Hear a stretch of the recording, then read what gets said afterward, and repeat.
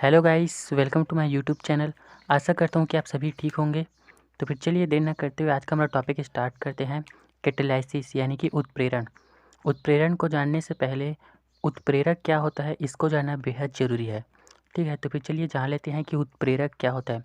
वह पदार्थ जो किसी रासायनिक क्रिया के वेग को परिवर्तित कर देता है, यानी कि बढ़ाएगा या फिर घटाएगा, लेकिन ये हमेशा बढ़ाता है, कभी कम नहीं करता। ठीक है, वह पदार्थ जो किसी रासायनिक क्रिया के वेग को परिवर्तित कर देता है, परंतु पदार्थ स्वयं अभिक्रिया के अंत में मात्रा और रासायनिक रूप से अपरिवर्तित रहता है, उत्प्रेरक कहलाता है। और ये रासायनिक अभिक्रिया में भाग लेगा और रासायनिक अभिक्रिया के वेग को बढ़ाएगा या फिर परिवर्तित करेगा। ठीक है, लेकिन अभिक्रिया के अंत में मात्रा और रासायनिक रूप से अपरिवर्तित रहता है, यानी कि रासायनिक अभिक्रिया में भाग तो लेगा, लेकिन जितनी मात्रा में लिया रहेगा उतनी ही मात्रा में पुनः वो हमें प्राप्त होता है। जितनी मात्रा में वो अभिक्रिया में भाग लेगा उतनी ही मात्रा में जो है वो हमें अभिक्रिया के बाद प्राप्त होता है। ना ही उसके रासायनिक रूप में कोई परिवर्तन होता है, ना ही उसकी मात्रा में कोई चेंजेस होता है। ठीक है, कमी वमी कुछ भी नहीं होता उसमें। उसे उत्प्रेरक कहते हैं। ठीक, उत्प्रेरक की सहायता से रासायनिक क्रियाओं के वेग में परिवर्तन होने की घटना को उत्प्रेरण कहते हैं। अब देखिए, उत्प्रेरक जो है रासायनिक अभिक्रिया के वेग को बढ़ा देता है या घटा देता है, तो फिर उसी घटना को ही उत्प्रेरण कहते हैं। ठीक है, आई होप आप लोग को समझ आया होगा। चलिए आगे देखते हैं। पोटेशियम क्लोरेट को अकेले गर्म करने पर उसका अपघटन धीरे धीरे होता है, परंतु मैग्नीज डाइऑक्साइड की उपस्थिति में अपघटन की अभिक्रिया तेज हो जाती है। ठीक है, पोटेशियम क्लोरेट को जब हम अकेला गर्म करते हैं तो अभिक्रिया जो है या अपघटन जो है धीरे धीरे होता है, लेकिन जैसे ही मैग्नीज डाइऑक्साइड की उपस्थिति में हम पोटेशियम क्लोरेट को गर्म करते हैं या अपघटन करते हैं तो अपघटन की अभिक्रिया जो है तेज़ी से होने लगता है। ऐसा क्यों है? क्योंकि मैग्नीज डाइऑक्साइड जो है यहाँ उत्प्रेरक का कार्य कर रहा है। और उत्प्रेरक क्या करता है? अभिक्रिया के वेग को बढ़ा देता है। वही तो कर रहा है यहाँ पे। ठीक है, चलिए देखते हैं।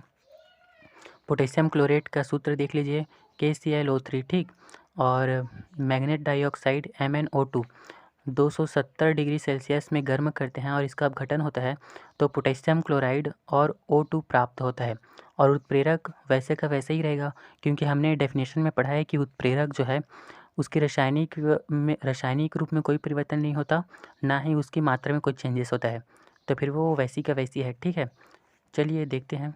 अभिक्रिया के अंत में MnO2 की मात्रा एवं रासायनिक संगठन अपरिवर्तित रहता है, जैसे कि मैंने अभी ही बताया। ठीक, यह उत्प्रेरण अभिक्रिया का उदाहरण है। अभी उत्प्रेरण ही तो पढ़ रहे हैं, है ना। इस रिएक्शन में MnO2 एक उत्प्रेरक का कार्य करता है, जो कि मैंने आप लोगों को बताया। ठीक है, चलिए आगे देखते हैं। उत्प्रेरण में आप लोगों को समांगी उत्प्रेरण और विषमांगी उत्प्रेरण पढ़ना पड़ेगा। ठीक है, तो फिर अभी देखते हैं समांगी उत्प्रेरण। एक ऐसा उत्प्रेरकीय प्रक्रम जिसमें उत्प्रेरक और अभिकारक पदार्थ समान भौतिक अवस्था में होते हैं, समांगी उत्प्रेरण कहलाता है।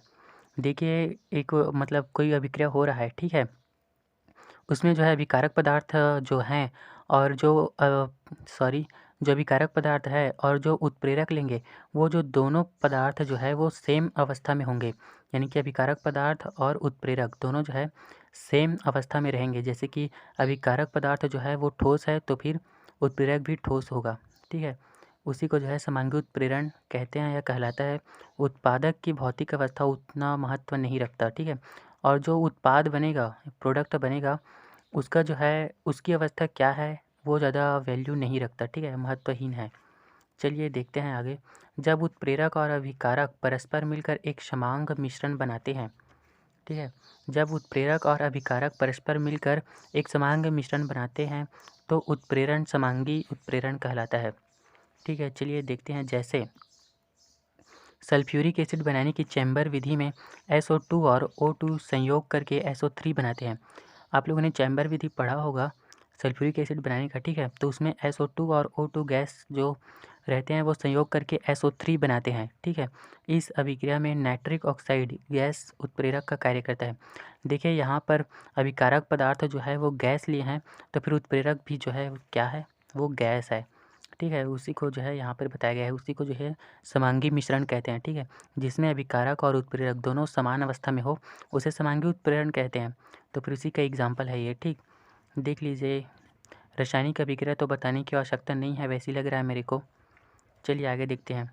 चीनी शुगर का जल अपघटन HCl या H2SO4 द्वारा उत्प्रेरित होता है। ठीक है, चलिए आगे देखते हैं।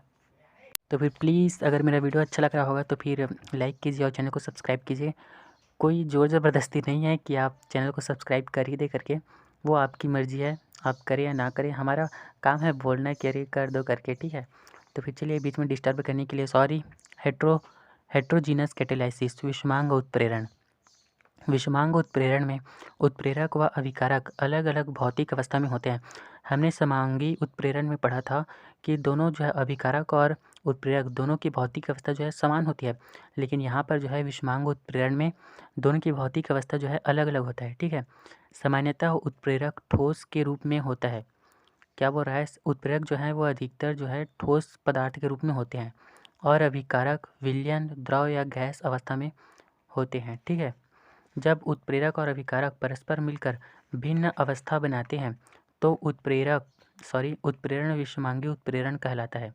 जैसे देख लेते हैं, ClO3 का MnO2 की उपस्थिति में अपघटन होना। अरे यार, मैं छोटे छोटे रिएक्शन में, आप लोग बड़े हो गए हैं तो रिएक्शन बताना उतना आवश्यक नहीं लग रहा है मेरे को। ठीक है, तो फिर आप लोग अच्छे से देख लीजिए। यहाँ पर KClO3 लिए हैं, उसका KCl और O2 में जो है बांट देना, मतलब डिवाइड हो जाएगा, और MnO2 तो वैसे का वैसे ही रहेगा। आप लोग तो जा रहे हैं, ठीक है, उतना बताने की कोई आवश्यकता नहीं है। उसी प्रकार ओस्टवाल्ड विधि में देख सकते हैं और संपर्क विधि द्वारा। ठीक, तो फिर प्लीज़ मेरे वीडियो को लाइक करें और चैनल को सब्सक्राइब करें। आगे का हमारा टॉपिक होगा टाइप्स ऑफ उत्प्रेरण, हाँ, टाइप्स ऑफ कैटालाइसिस यानी कि उत्प्रेरण के प्रकार। ठीक है, तो फिर चैनल को सब्सक्राइब करते रहें ताकि, और बेल आइकन भी दबा दें ताकि सबसे पहले नोटिफिकेशन आपको मिले।